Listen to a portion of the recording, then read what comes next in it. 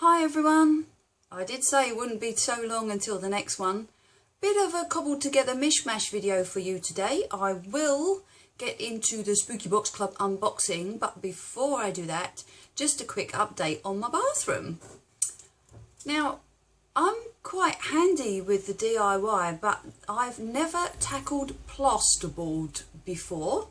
The chimney breast and the alcove needed to be boarded, but the boards had to go directly onto the wall, whereas in the rest of the room we've battened first before we put the plasterboard on.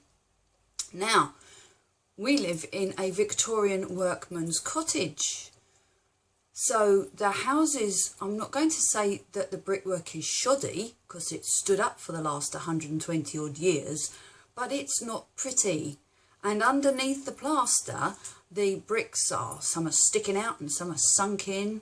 So we've got this really uneven surface that we've got to try and get plasterboard onto. So we're using plasterboard adhesive, this technique called dab and dot, or dot and dab, whichever way around it is. According to the instructions on the back of the packet, you only need to cover 20% of the wall with this plasterboard adhesive. Well, I think there was only 20% of the wall that wasn't covered in this plasterboard adhesive by the end of it, because the walls were so uneven. We were having to use this stuff to actually try and make the wall slightly level. Now, the stuff that you've seen previously was done by our friend who's doing the work, with either myself or hubby or both of us as labourers, but this we actually did ourselves. The exposed bricks have gone. This will be jointed and skimmed, ready for painting. Have left the fireplace open. We have got the most cute little stove to go in there.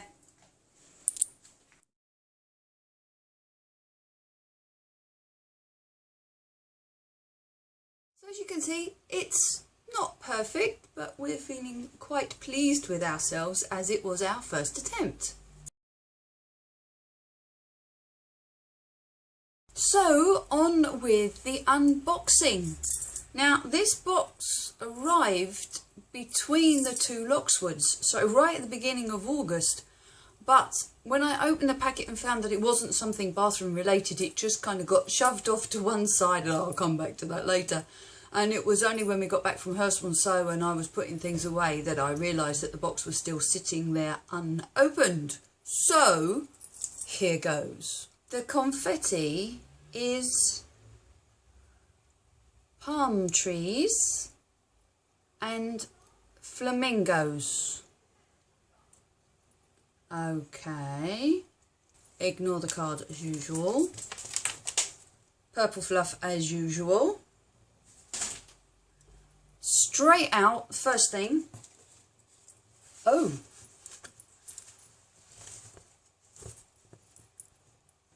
this rather fabulous. I'm assuming from the flamingos and the palm trees it's a beach bag. Skull and bat print holiday bag. I wouldn't use it as a holiday bag. If I'm going to have a holiday bag, I would sooner have a zip across the top. However, it's always nice to have an alternative for my shopping bag, like in this. What's next?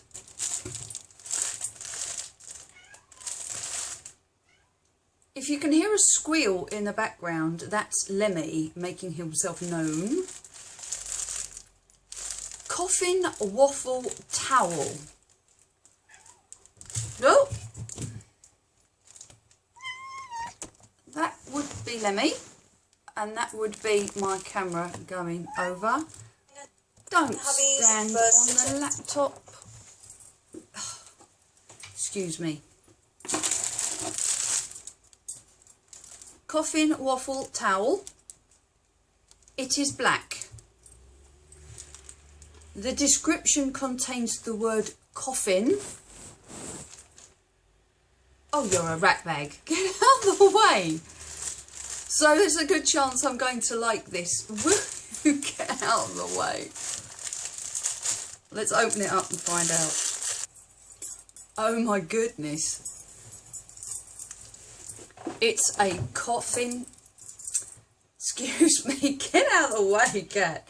It's a coffin shaped towel.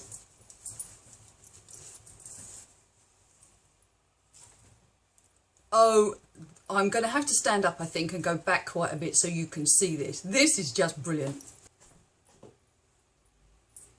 Coffin shaped towel. Could you imagine turning up on a beach and throwing that across one of those beach lounges? That would just be hilarious. I'm liking this so far.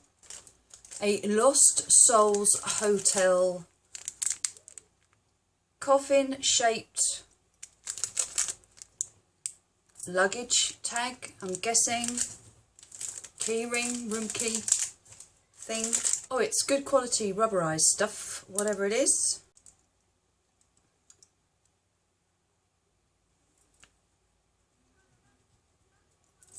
I suppose either put your room key on it or stick it on your luggage so that people know that it's yours. That's rather cool, actually.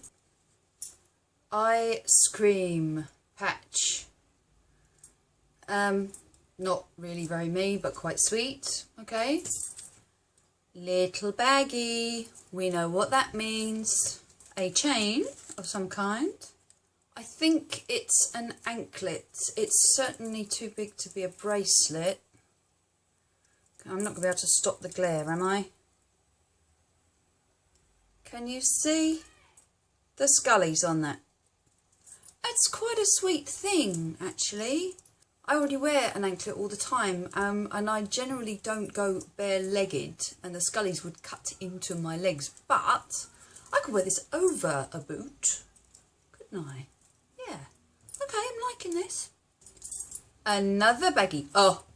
A purple baggie. You know I like purple baggies. What's in the purple baggie? A pin badge of a skeleton holding a cocktail. Focus. Can you see that? Not really very me, quite sweet, but not really very me. Of course, the lollipop. And right at the bottom, a skull-shaped fan. Well, that's just fun stuff, isn't it? So, I think with the towel and the bag on their own, I'm happy with this box. The luggage tag thingy, that's quite fun. The pin and the patch I can do without, yeah, whatever. But no, another successful box. Oh yes, I'm happy with this. So according to the card, it was the Spooky Summer box, and this is a motel-inspired key fob. I think I might just hang that on my handbag anyway. I quite like that. Altogether, not a bad box. So since filming the last video, I've had one more weekend off before my dance school restarts on Saturday, so hubby and I made the most of it, and I took him out for lunch on Saturday to Westerham. I had a wander around the charity shops there. We went from there to Oxted.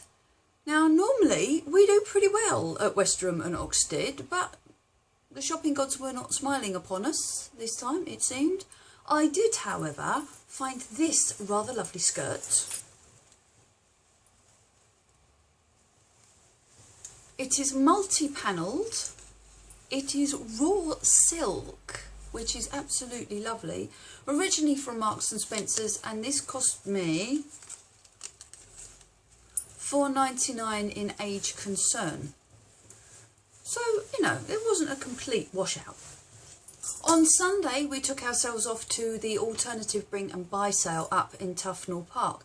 Now, if you're in the London area and you can get there, the next one is just before Christmas. And it's just a really nice trip out. You kind of get yourself togged up in your best goth gear to go shopping. It's quite cool. The lady with the eyeballs was there again. Do you remember from my goth cliche video, the lovely eyeball cakes. Oh, she was there again, so we had to. Apart from cake, I also managed to pick up some other bits and pieces. Hubby bought me this rather fabulous bracelet. It's very 80s, I know, but I really rather liked that, so thank you, hubby. I also spotted this.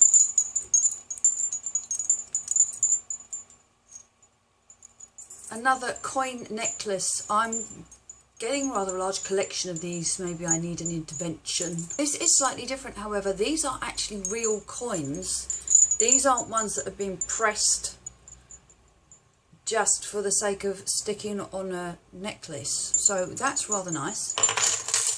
From the same stall,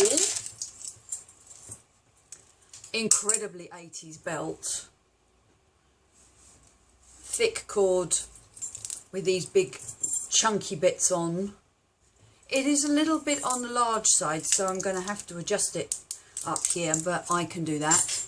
I'm going to see Toya on Friday night at the O2 in Islington, so both of these items will be worn.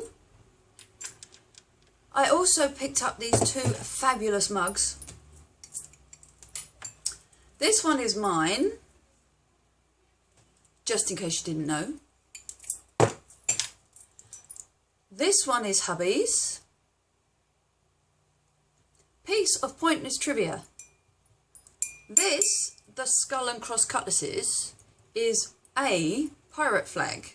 This belonged to Calico Jack. The skull and cross bones is not pirate at all. It is Templar. Alright, so piece of useless information for you next time you're playing Trivial Pursuit. So as I said, hubby and I are off to see Toya on Friday, and I'm planning on putting together a look which includes my lovely new belt and bangle, and if I come up with anything interesting I will do an outfit of the night for you. I may even have my nails painted by then. In the meantime, I hope you have a fabulous weekend, and until the next time, take care. Bye.